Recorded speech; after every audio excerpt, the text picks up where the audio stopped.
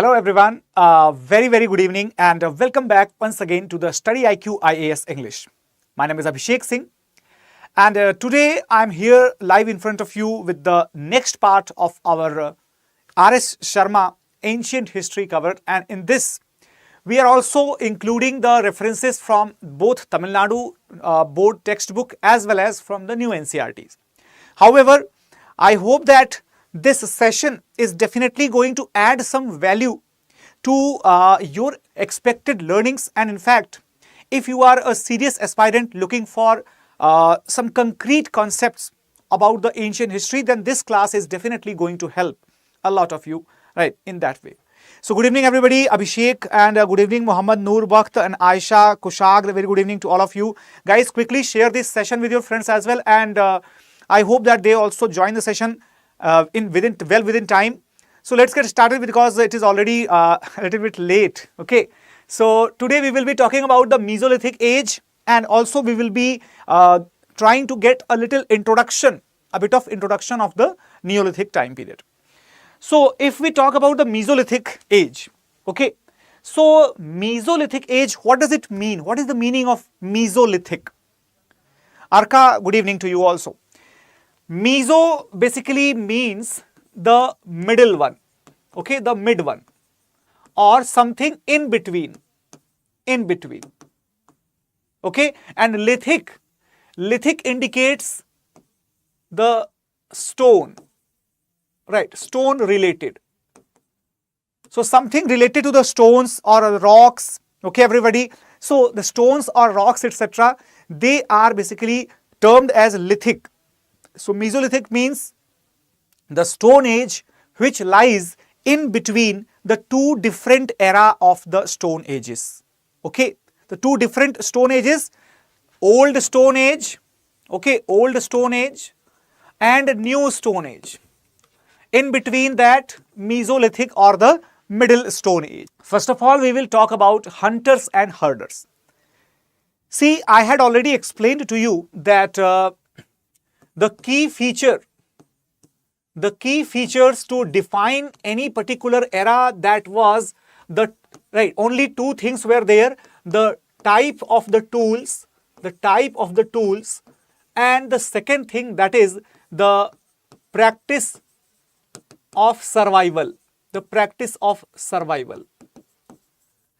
So when we talk about the Mesolithic period, the human beings, they had graduated from the food gatherers, okay, and hunters, that was their criteria, their behavior in the Paleolithic time period, okay. From the Paleolithic time period, when we look at the development of the human beings, they undergo a transition, okay, and this transition will enable them, make them able to do what? Make them able to continue with the food gathering and hunting, but at the same time they will also start herding. Herding means what? Herding means the animal husbandry, or we can say the domestication of the animals, okay, domestication of the animals. Now the question arises in the mind Namaskar Purushottam ji. The question arises in our minds that why did the human beings start the animal husbandry? What was the requirement of that? So let me give you a brief overview about this change, this transition.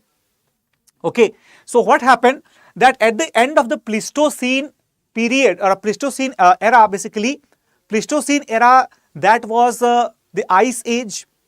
Everything was covered, right, under the ice.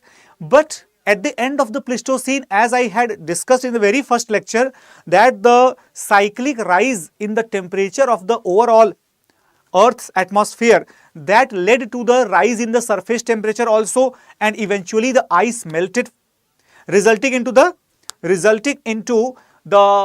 grass, the growth of grasses and such vegetations which were quite quite dense. Okay, and why did the dense vegetation grow on the earth? Because the warm temperature led to the evaporation of the molten ice and the other moisture present in the atmosphere, leading to the increased rainfall. And when there is high rainfall, high humidity, and the presence of warm temperature along with the soil, all these are the favorable conditions to help the vegetations grow in a faster way, because the rate of photosynthesis that will increase. So this became a scientific reason for the growth of dense vegetation, and therefore such areas, such areas where the stone tools were available, such areas where the settlements could be possible because of the less dense vegetation. In those areas, around 9000 BC, the subsistence started changing.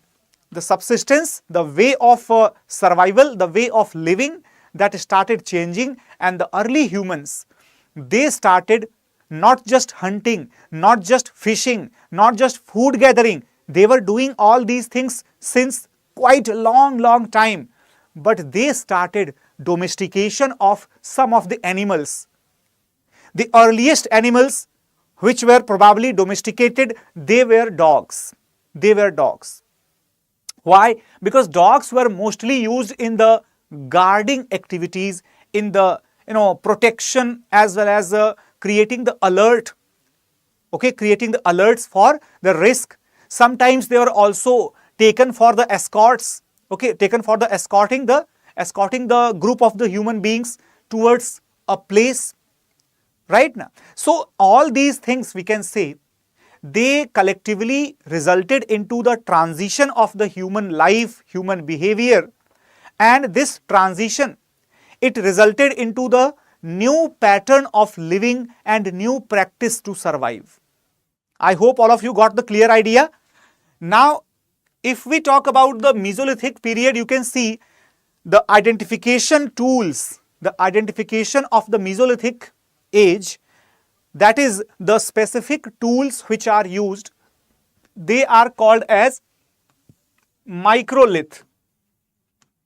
They are called as the microliths, or what is the meaning of microliths? Very small tools, very small stone tools, microlith. Right? So here we can have this lanceolates, we can have the lunates, we have the triangular shapes, we have the trapeze. Okay, we have the rectangle, and we have the rhomboid. So these are the different geometrical shapes given to the different types of the stone tools. But remember one thing, that these stone tools, they were extremely small in sizes. Some of the stone tools were as small as 4 to 6 centimeters, right? Average range of the tools, that was well within 10 centimeters. That means you can say that approximately the length of your finger, that might be somewhat similar size of the microlithic tools. Okay, everyone, these were mostly in the form of the blades and barines. Okay, in the form of the blades and barines, used probably for cutting and for pricking into the dead bodies of the prey. Also at the same time for using this for cracking the shells of the fruits, etc. So these small tools, they were collectively used by a lot of people who were hunting together or who were trying to gather the food together. So what does this indicate? If you are able to connect this, suppose you have got one big stone and you are trying to kill an animal. You will be throwing that stone on the animal's body and probably the animal will die. You don't need anybody else to help it, especially when you have the arrangement of the fire, or when you are able to climb the tree if suppose there is any risk. However, due to the presence of the herbivores, who were increasing in the numbers because of the climatic changes, okay, the increasing number of herbivores due to the climatic changes resulted into the greater competitions among the hunters of those animals. So now human beings, they had to chase the fast running herbivores from place to place, and therefore it was more convenient to have a small group and then to go on hunting, to go on fishing, etc. So due to which we can say, due to the circumstantial changes in the Mesolithic time period, there was the emergence of the social groups. Okay, so this transition period from the old Stone Age to the new Stone Age, this transition period also witnessed not just the rearing of animals, but also the emergence of the social groupings among the human beings. So did you get the clear idea that when did the social groups emerge to be formed in the human beings or among the human beings? This time period, that was Mesolithic time period. Okay, everyone. Now, if we got the idea, so this indicates a typical Pleistocene atmosphere. Pleistocene environment was something like that, where you find hardly the presence of any vegetation, or you can just see that this entire land is, it is almost covered by ice, and there are almost every animals are there having the large furs, okay, large furs of the hair, and this is basically called as the megafaunal structure or megafaunal composition of Pleistocene. Okay, so Pleistocene had the presence of mega size fauna, right? Mega size fauna. Okay, fauna, what is the meaning? I think all of you must be aware. Now, talking about the major sites of the Mesolithic age. So, which are the major sites, major places from where we have obtained the evidences of Mesolithic culture or Mesolithic ages? So, the Mesolithic sites are mostly located in presently semi-arid zones owing to their vicinity to the denuded rocks. So, if we consider the climate of modern areas of Madhya Pradesh, Rajasthan, okay, Karnataka, Telangana, all right, or southern Uttar Pradesh. So if you are getting these areas, Madhya Pradesh, southern Uttar Pradesh, Rajasthan, Karnataka, Telangana, so can you tell me one common thing in the climatic features, of these areas?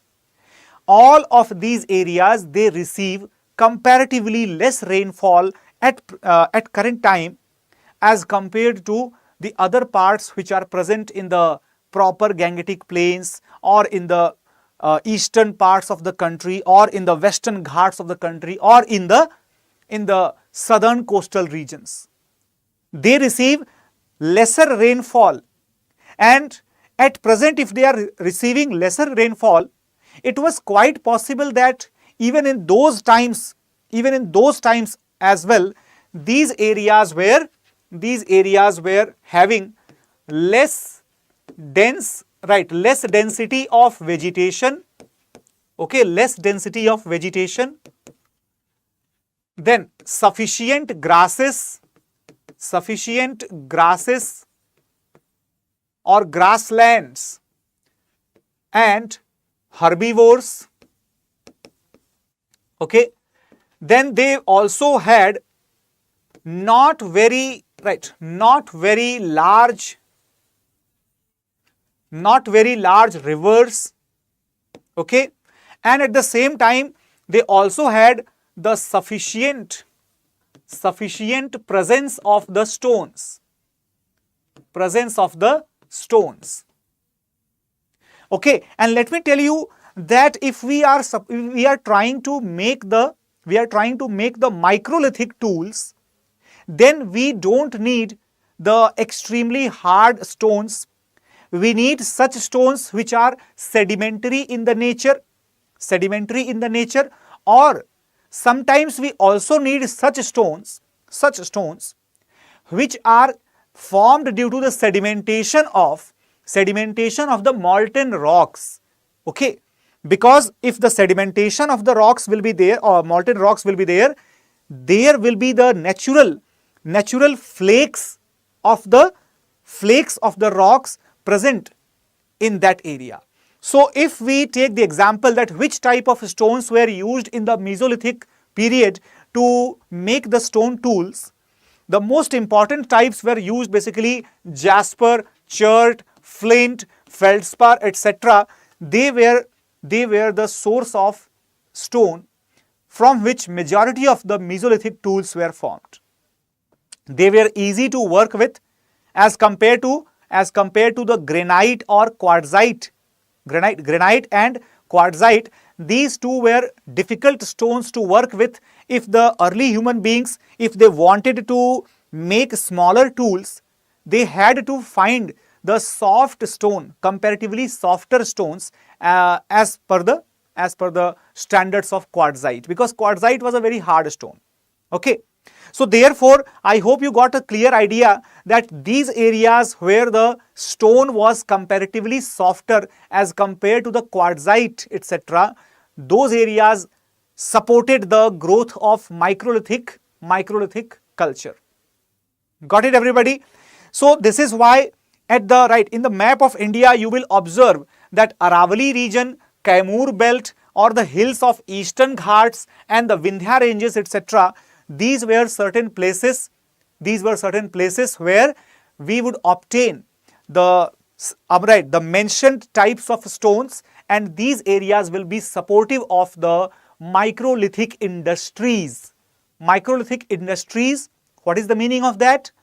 It means the areas where the microlithic tools, they were manufactured or they were made. Okay. Then Bagor in Rajasthan and Adamgarh in Madhya Pradesh, they have the earliest evidences of the animal rearing traceable back to 5000 to 7000 BCE. Again, as I told you, that such areas having the abundant presence of the grasses but less density of the vegetation, these areas were supportive of the herbivores as well as of the human beings. And you can also say one thing. Suppose there is a question in the mind of the students that, sir, why did the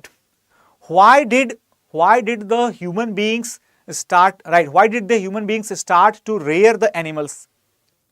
So rearing the animals, that was mainly to fulfill two different needs.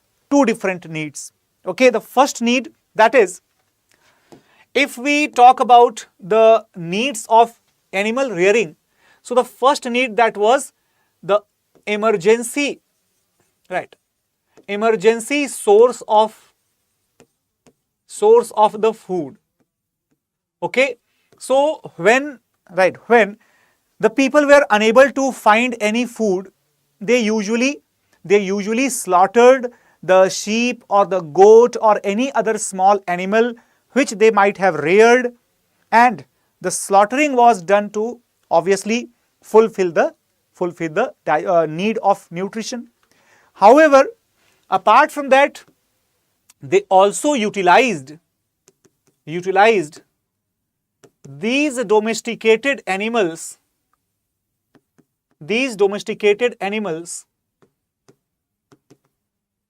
for the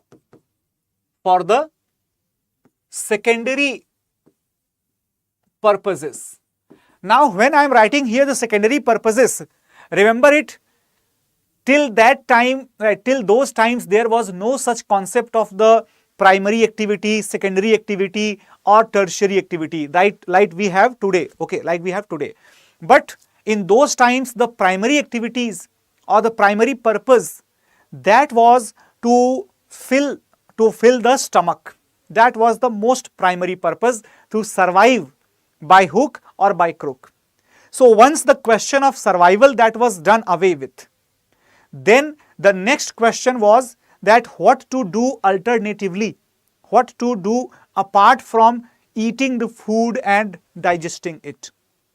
So there the human beings started the alternative uses of these domesticated animals, and most important, that was dog, which was often considered as the friend or as the you can say shepherd of the group of the animals.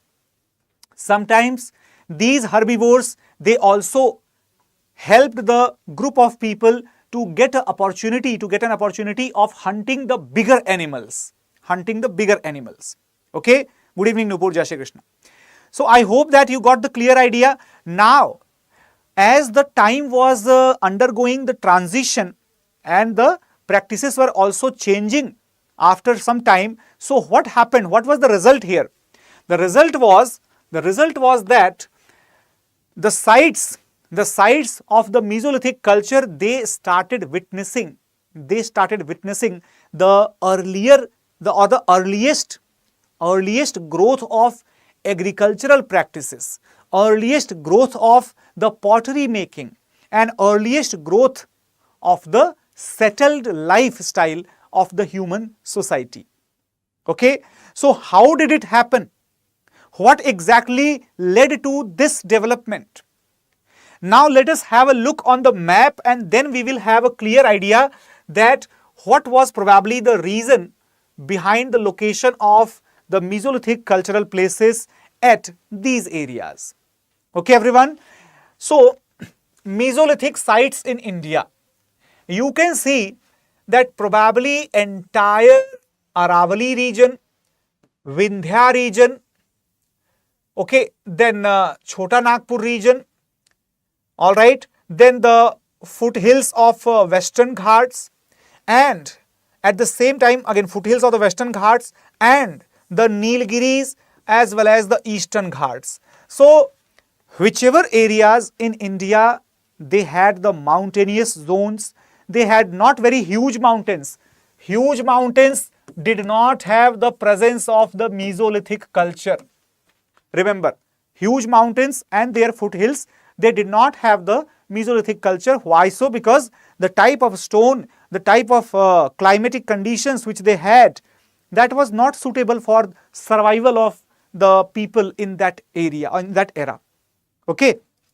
So here you can see, if you consider any of these areas, in fact, not just this area, but also here in Pakistan, you will find there is a place called as the Mehergarh.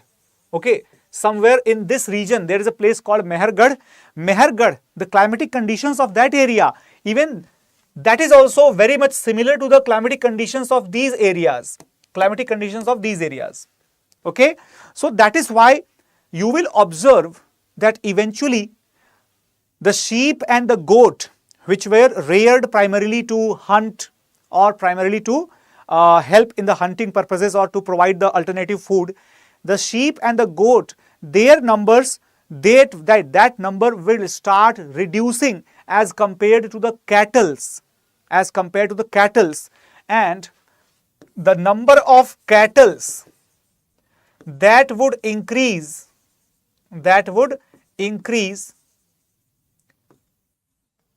slowly over the period of time. Now, if I am talking about the number of cattle, etc., that is increasing. The increasing number of cattle also indicates their utility in the agricultural practices. Okay, because apart from the utility in the agricultural practices, the cattle, they had no better uses. And why am I saying that? Because if the use of cattle was suppose it was done for the meat and food, then what was the harm in rearing sheep or goat? Obviously, sheep and goat were much more convenient and cost friendly as compared to the cattle, if only the food was purpose. But here we are seeing that apart from food, the agricultural use was also an important purpose, and that is why we cannot use the sheep, we cannot use the goat in plowing the field.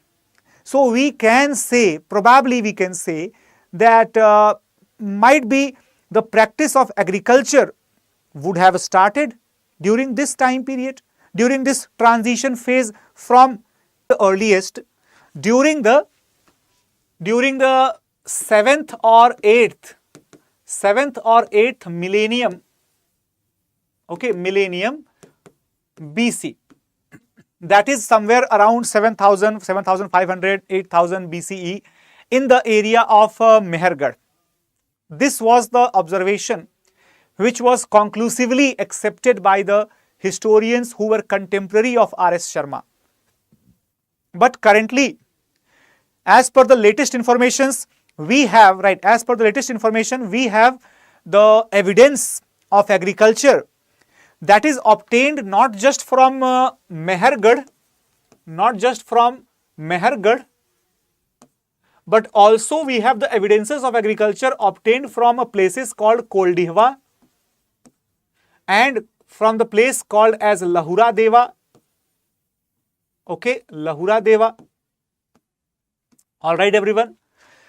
So currently there are more than one places, there are more than one places where we claim that probably the earliest agricultural practice started, and as per the latest and accepted fact, this is the place called Lahura Deva present in Uttar Pradesh. This has got the oldest evidence of the agricultural practice in the Indian subcontinent. Okay, everyone. Now, if we understand one thing, that agriculture started, animal husbandry has started. So naturally, the life of human beings, which was already in the Mesolithic period itself, which was already trying to develop the social bondings, trying to develop the social groupings. So naturally that society will be having the availability of food much easier as compared to the previous ages. So when the society is getting the food properly, food properly without any additional effort. So what will the society now do?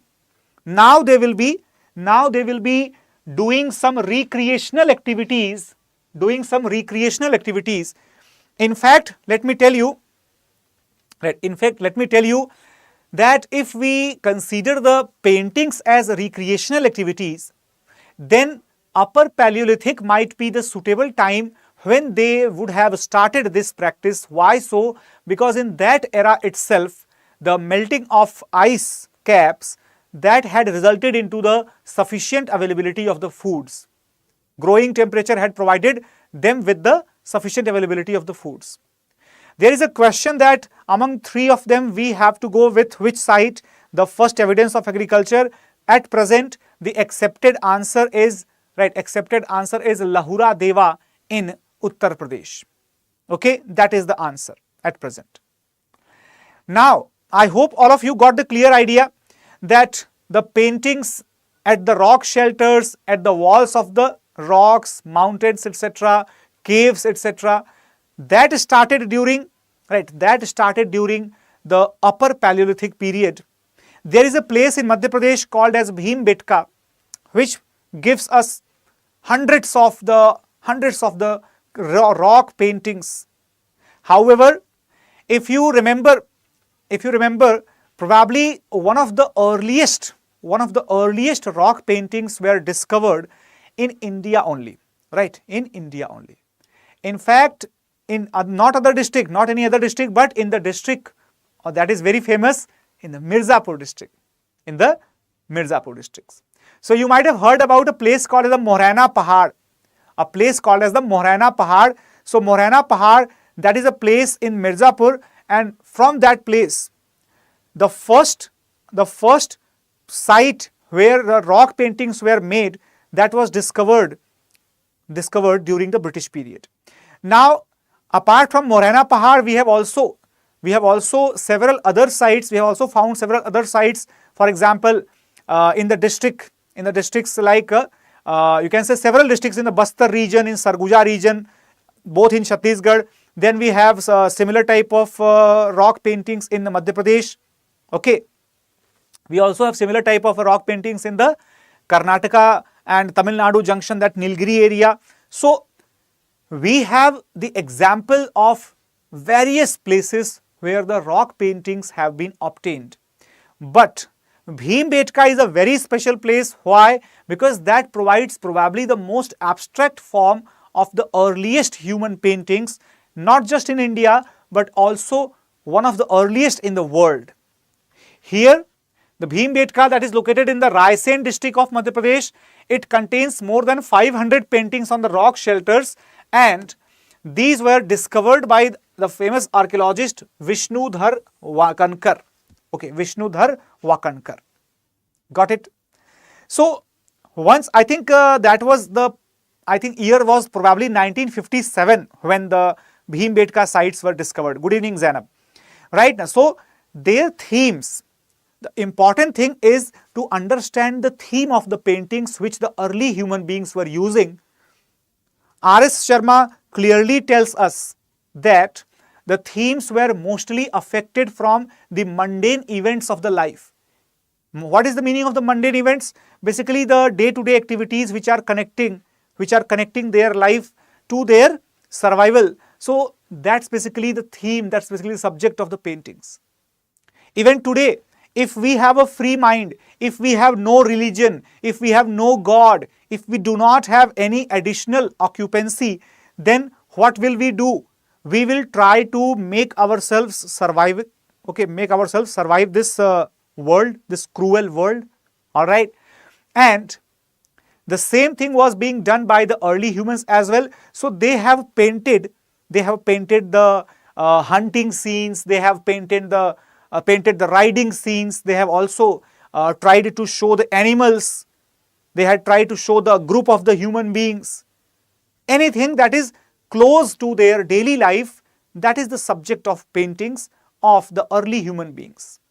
Okay, and Bhimbetka contains the rock paintings ranging from the upper Paleolithic time period up to the recent time period, that means up to the Iron Age, Mahajanpad age, up to that time. Okay. Now, so if we observe a few paintings, so in the few paintings you will observe that flora and fauna are also depicted, and not just that, there is a particular incidence where the birds which are perching on the grains, that is shown. Meaning of the birds, right, birds perching on the grains, basically that indicates that grains were probably available at that time, which means the agriculture was being practiced, or there might be at least some knowledge among the human beings about the existence of some grains which might be in the earliest phase of their evolution. Okay, so that is why we can say that these paintings probably belonged to the agricultural time. But apart from the birds perching on the grains, there are many other paintings, as you can see behind me. This particular painting, it simply indicates few animals, right? Probably one person is holding some log or some spear kind of thing. Then there are animals which are depicted on the surface of this rock. Okay, on the surface of this rock. Apart from that, you can also see this particular painting. Okay, this particular painting here. This indicates the human beings, but they are drawn linearly with the help of lines. And you can also observe these human beings. Probably this is a scene which is trying to show a battle or something. Okay, a battle or something. You can see here this or even this person, they are riding the horses, holding some sort of weapon into their hands. And here also you can see this might be the commander or the king holding the strongest weapon, as well as the horse is also wearing some decorated cover decorated cloth cover probably. All right, and here they are holding the spears. Some of them are holding the spears here. Okay, probably I think one more person, sorry. So you can see that this might be relatively a recent picture. Therefore, do not be confused by looking at this picture, that if this picture is made on the rocks of Bhimbetka, so definitely India already had a very grown up culture, grown up civilization. That does not prove, okay, this picture does not prove this type of hypothesis. Okay, everyone. Now, talking about this scenery, so this scenery indicates probably a human having a bow and arrow type of structure and targeting, most probably targeting an animal, which might be a horse or a wild ass or maybe a stag or anything that could be. Okay, so this is simply showing a hunting scene here. All right. Now the question arises, even in the background of this slide, you can see that this is also showing probably any hunting scene only. Right. So the question arises that why did the Stone Age people practice art? Okay, why did they practice art? What was the reason? Were they so artistic, or were they having so much of spare time to practice the arts, etc.? So let me tell you that historians, there are two opinions about it. What do the historians think? There are two different opinions about it. The first opinion is that they probably practiced the art. They had interest in the art. Now this is a oversimplification. Why? Because obviously they did not have any interest in art or something in such a time when survival was a big question for them. So initial most paintings might be the, you can say, process of learning or process of teaching to the younger generation about the structure or about the methodology of hunting. Okay, so in the earliest phase we can have this type of conclusion. You can have your own conclusion, but given that you will have to justify your argument with proper references or proper examples. There might be another feature that was a reason behind their creative side. Who knows that these paintings probably contained simple depictions of their day-to-day life, as we had said in the beginning of this lecture, their day-to-day life. And like any child, they also had this curiosity to reflect whatever coming in their mind. So they chose the colors, they chose the brushes or the sticks to represent that mindset which they were having.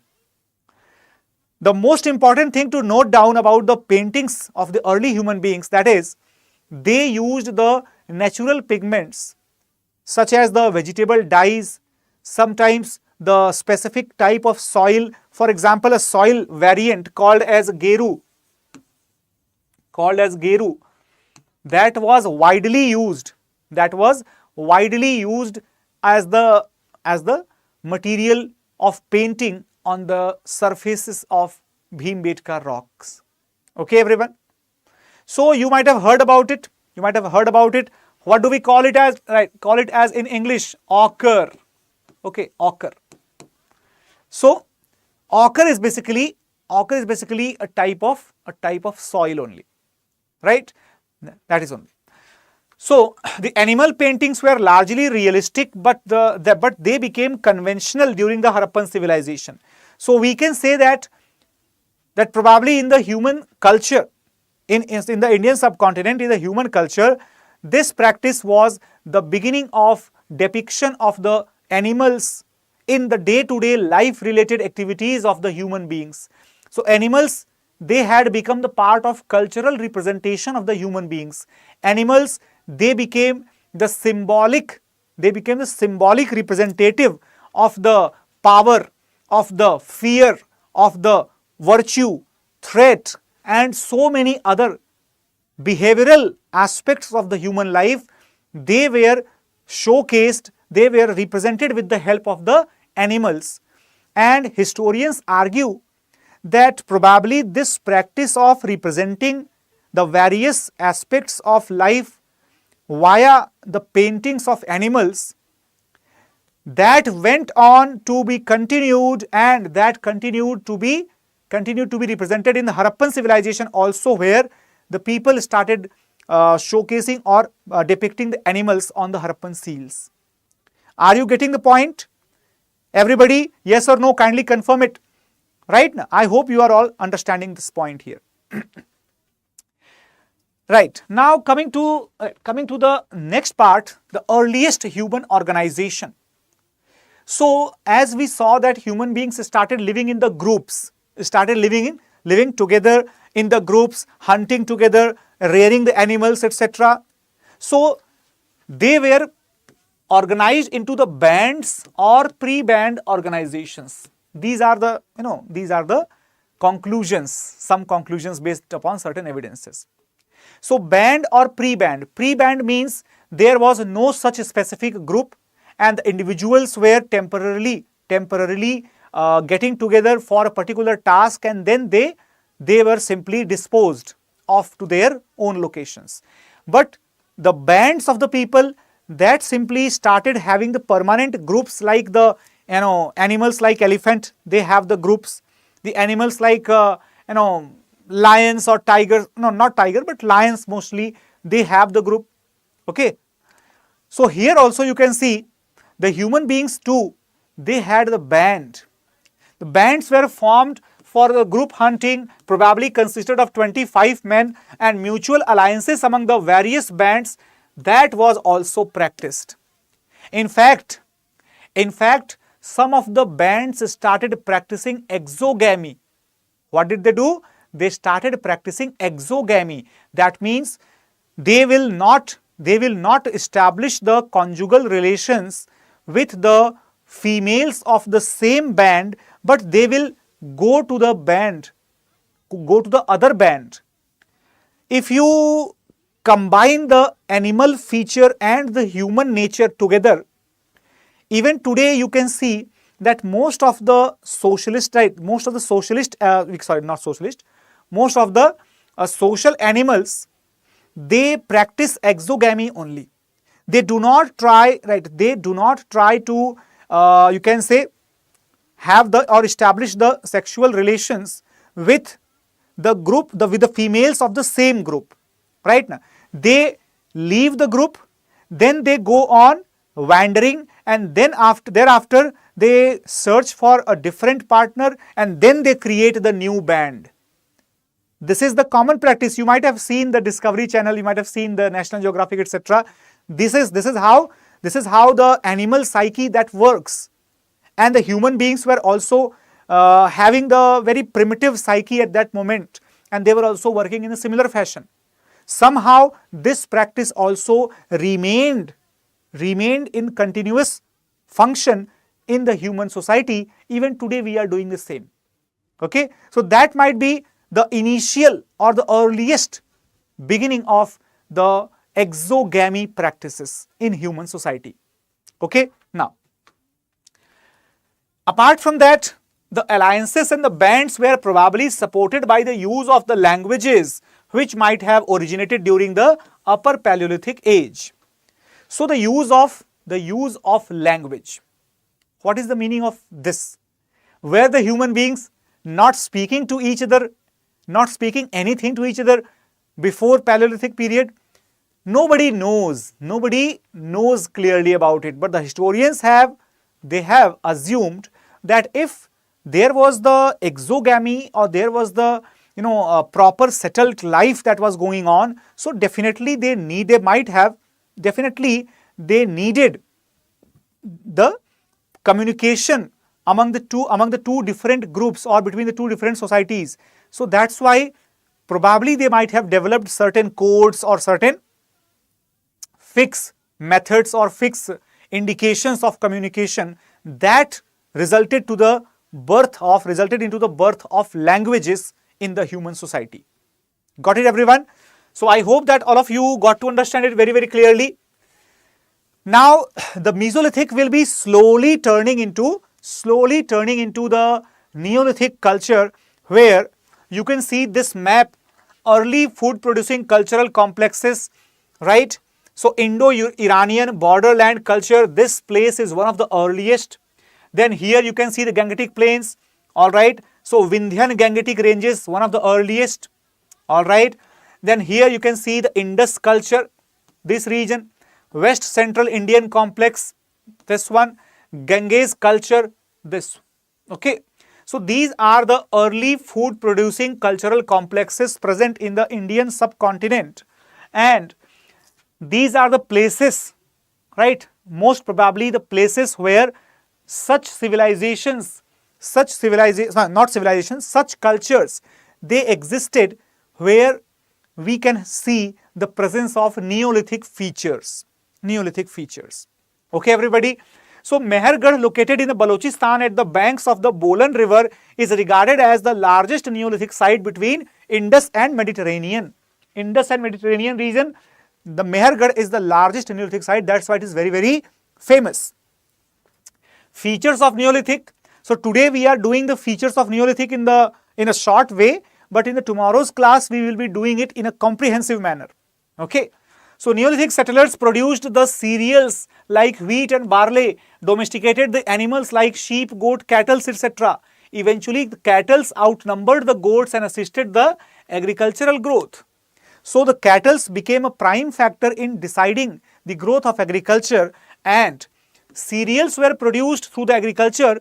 They were also produced in surplus, which required the storage, and the requirement of the storage that led to the formation of granaries, and formation of granaries that led to the beginning of bricklaying. And the bricks, okay, the bricks, initially they were used in the form of mud bricks. Mud bricks were basically the loaf of soil that was given a proper shape, and it was sun dried, okay, sun baked.